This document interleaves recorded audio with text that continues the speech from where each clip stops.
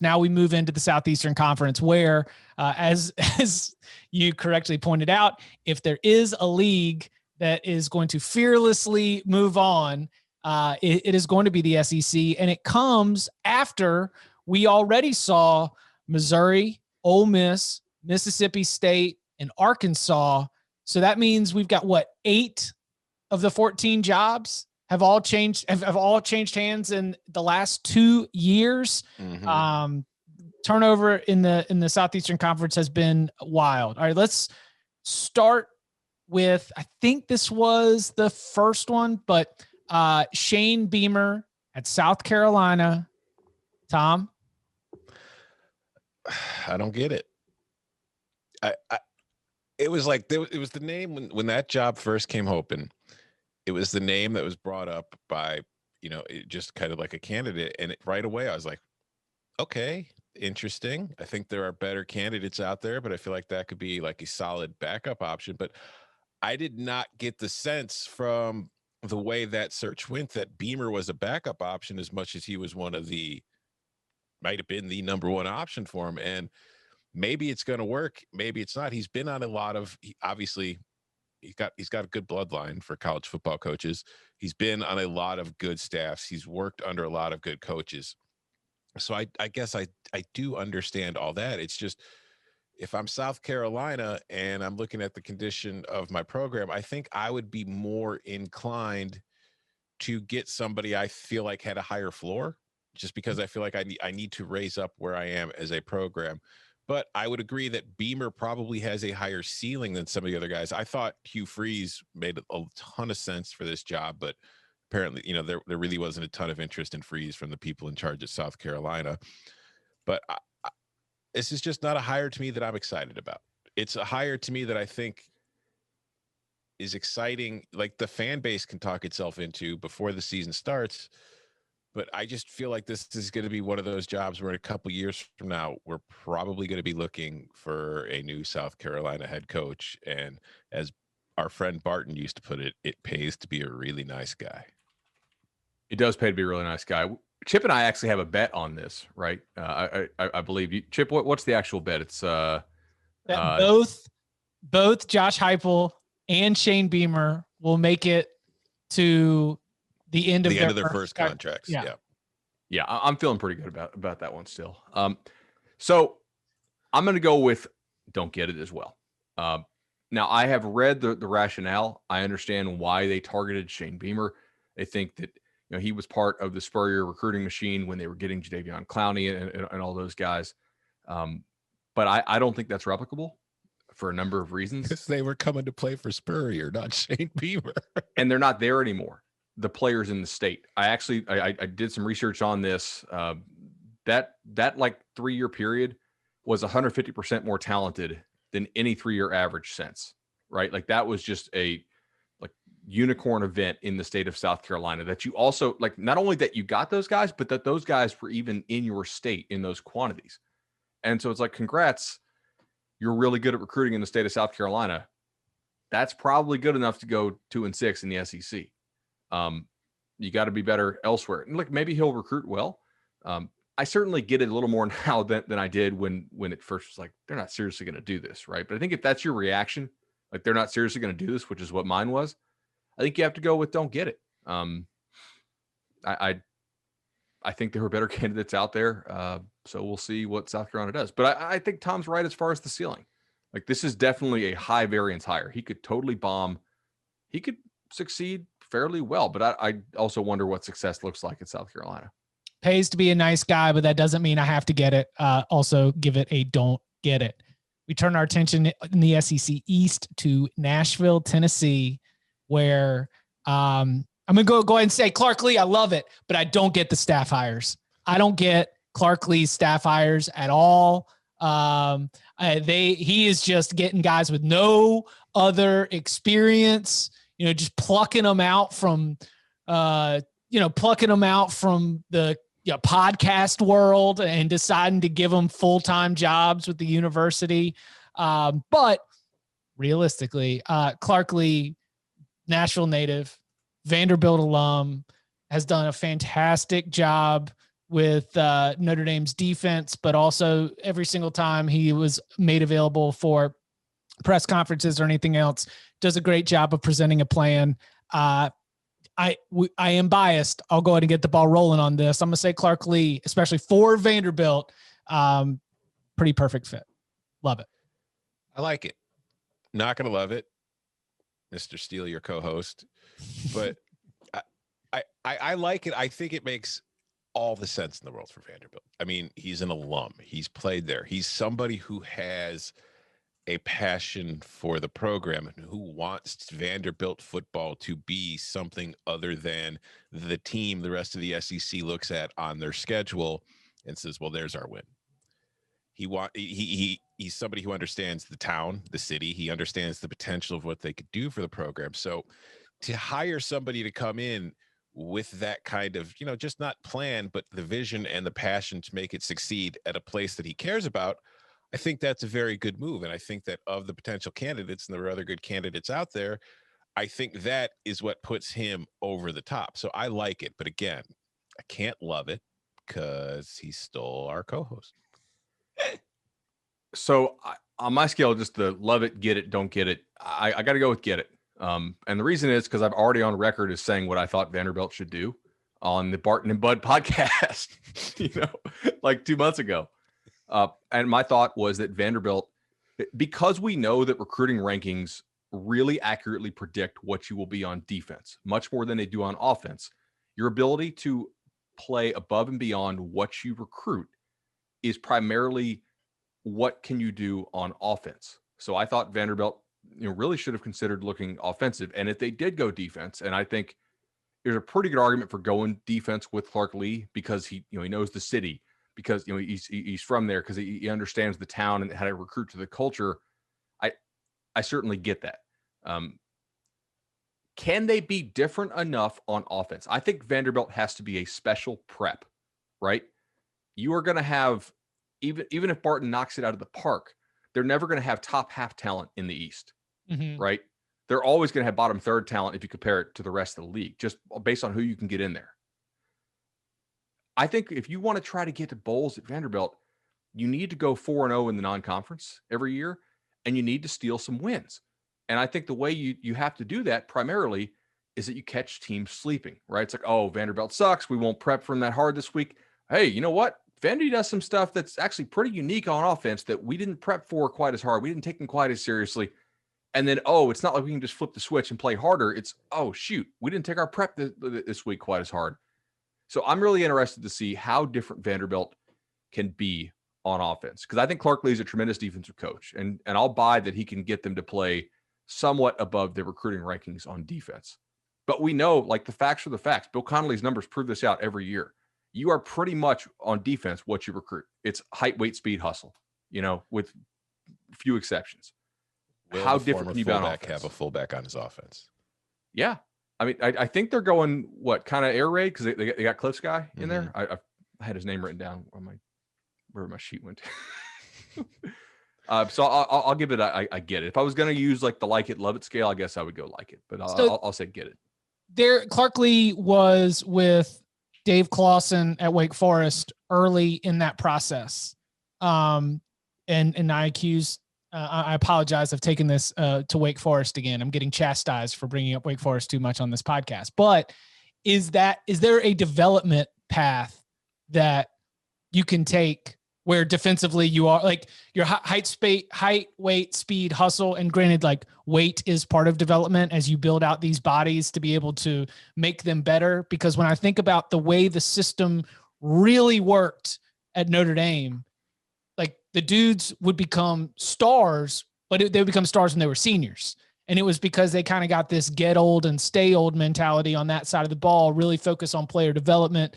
And I wonder, do you think that is a path that you can take where you are able to exceed your raw talent rankings and ratings a little bit on the defensive side of the ball? I think so. I mean, I think he's shown that developmental ability. That's why I'm giving, and I get it. I think if you hired any other defensive coach other than Clark Lea, I would probably give it, and I don't get it. Because like you just had that guy with a really great track record on defense, try to out defense people. Didn't work. I think it's possible. Auburn made a move on Gus Malzahn, and after a long coaching search, twists with turns, we got Bo Jackson on the search committee again. We got, entertaining all kinds of, rumors and man, like is Lane Kiffin going to leave Ole Miss for Auburn? And it's just had so much in the pot. And then it's Boise State's Bryan Harsin, which, okay, all right. Bryan Harsin's done a pretty good job at Boise State. Don't really know what his connections are to Auburn, but I remember on our emergency podcast, it sort of got met with a lot of just nodding. And yeah, sure, he's a good football coach. Good football coach. Yeah, he might be okay. Let's see what staff he hires. And certainly a lot of the hires that he's made to that staff are coaches with SEC connections, coaches that we assume will help him be able to establish a recruiting footprint in a way that will make up for whatever inexperience that he has in the region. Bryan Harsin, I'll throw this one back to you, Bud. What kind of grade did you give it? I gave it a get it. I don't know that he's necessarily an upgrade over Gus, but I also, look, I respect your option to throw around a lot of money if you're just tired of something and want to have some change. Like we know the reasons that Auburn fired Gus. Their recruiting was slipping a little bit. They were not competitive in the state of Georgia. They were worried that, they were losing Mobile area a little more, that Clemson was coming in and winning recruiting battles against them in places that they normally would win some battles. But like, this was probably like some of the people who were involved with this were trying to get Kevin Steele installed as the head coach and then trying to get Travis Williams to be the eventual head coach down the line.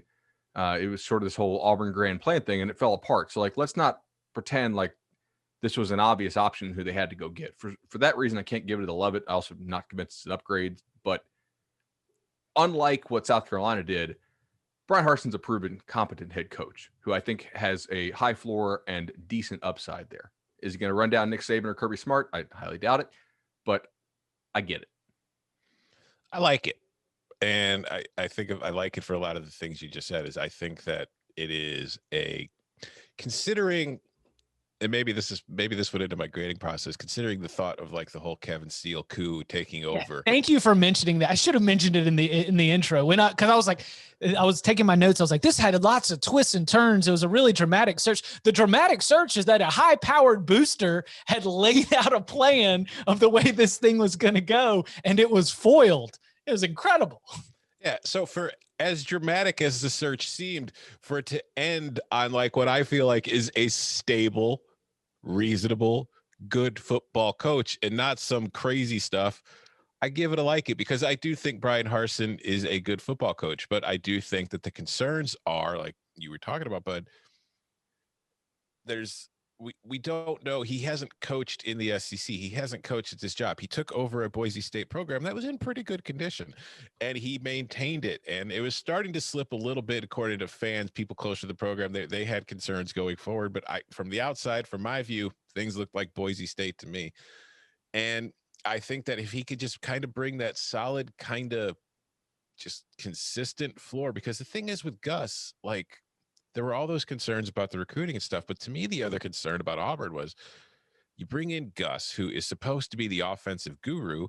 But in the last few years, we have seen Auburn's offense become secondary to its defense as the offense has slipped. And I feel like if your head coach is an offensive guru and he has a better defense than he does offense, that's a problematic sign to me. So I think that Harsin coming in, as long as he has that good staff around him that could help him transition to living in the SEC and recruiting in the SEC and help buy him some time to get into, to get his feet wet and get settled, I think that this could prove to be a very solid hire with very similar results to what you were already getting, but possibly a little more consistency from year to year and a little bit better idea of knowing what you're going to get, and maybe a quarterback that actually improves over his career.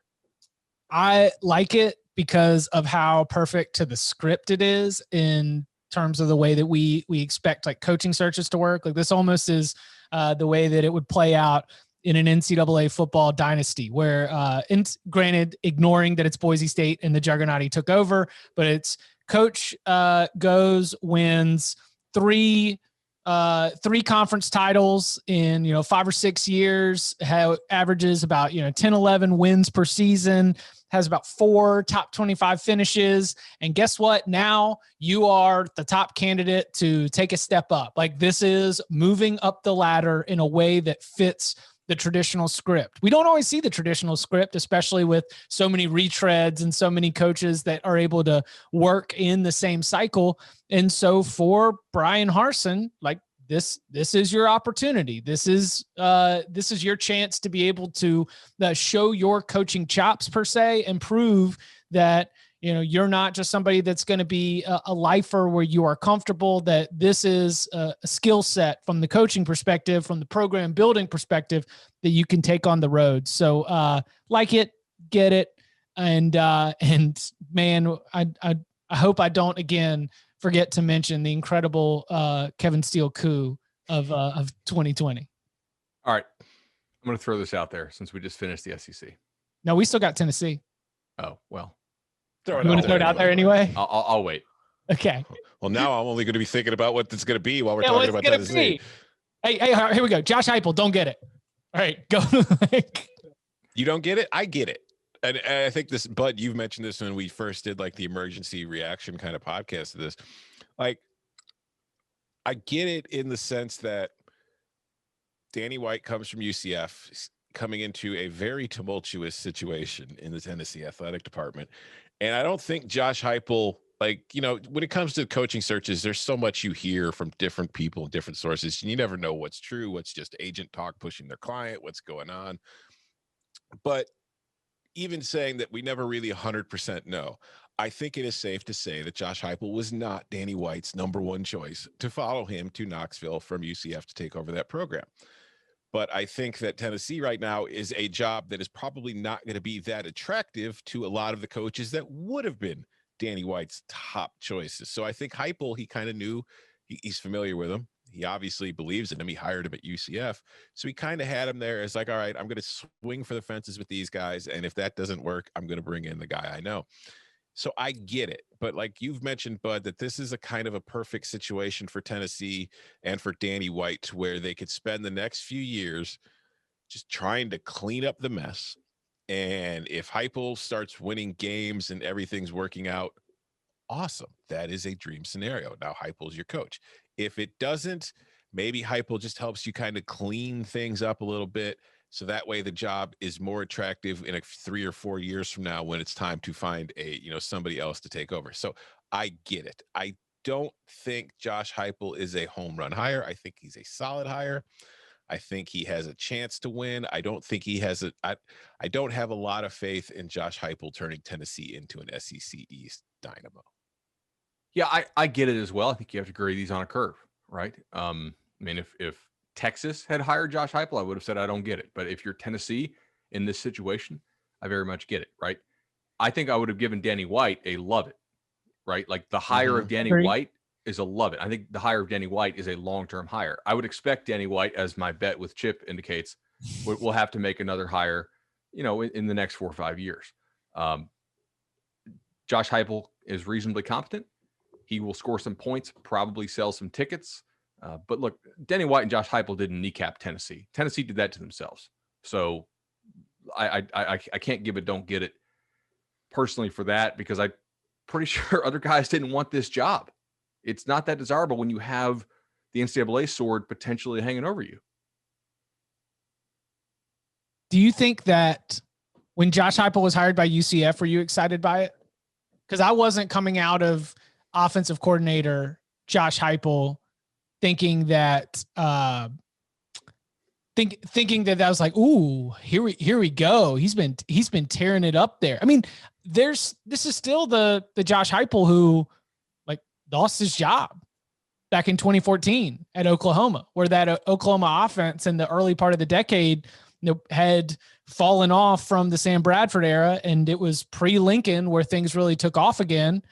And I think that you can say get it, especially with the Danny White connection, but I don't know that the Josh Heupel Missouri offensive coordinator has done anything to erase concerns or at least a lack of belief or faith. And I don't know that UCF head coach Josh Heupel has thrown me anything to have me 100% on board either.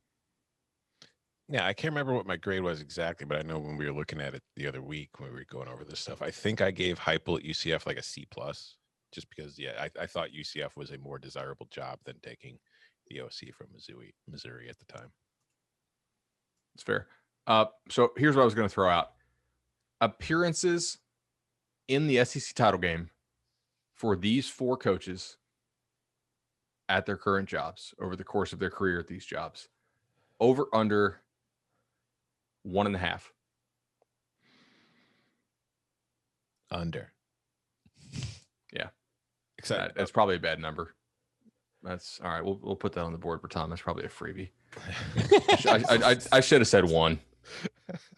Well, then you still got to go under and hope for a push. That you might get 1 from Bryan Harsin. Is that the way that you? I think that's the thought. Math? Yeah. And this is where, like, over the course of their career, Harsin's starting a couple laps behind Jimbo. Like, even if you want to look ahead to the post Saban era in the West, I think Jimbo's running a couple laps ahead right there. It's going to very quickly become tough to close that gap as well. But Gus Malzahn did it. So he was able to prove that it can be done.